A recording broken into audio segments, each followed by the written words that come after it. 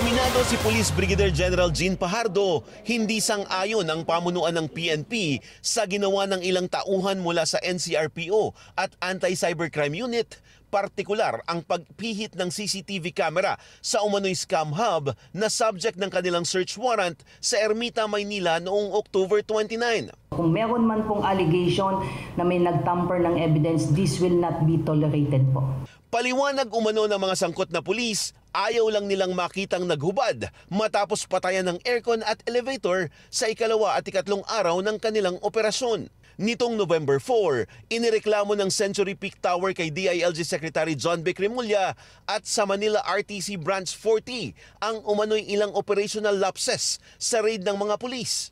Naninindigan ng PNP na walang mali at lehitimo ang operasyon.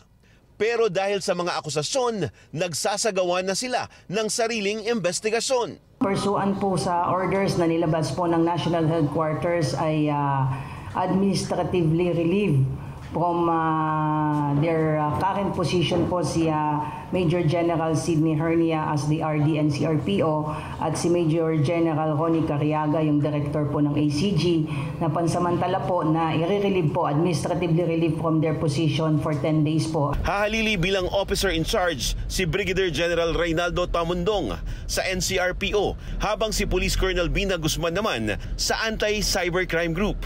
Naka-restrictive custody naman ang team leader at iba pang PNP personnel na kasama sa naturang operasyon.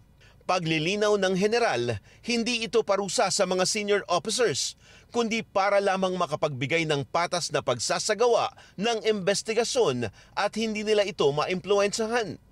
Itinanggi rin ng PNP na may pressure mula sa bilyonaryong si Wilfredo Keng na may-ari ng gusali. For the record, the PNP will not succumb to any pressure po.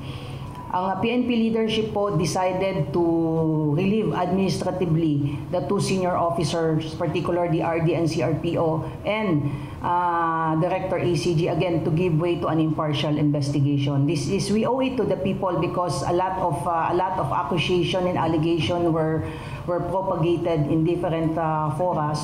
Dinipensahan din ng PNP ang pag-extend ng kanilang cyber search warrant sa 32nd floor ng gusali kung saan nasagip umano ang 5 Chinese national na posibleng biktima ng human trafficking. Mariinding itinanggi ng PNP ang akusasyon na pinagkakakitaan nila ang kanilang mga operasyon. Gumugulong na ang investigasyon dito sa PNP at isinampa na rin ang reklamo laban sa mga pulis sa NAPOLCOM. Pero hihintayin muna nila ang magiging resulta ng investigasyon ng DOJ bago sila magdesisyon sa kaso. Para sa Agenda, Francis Polbe, BNC.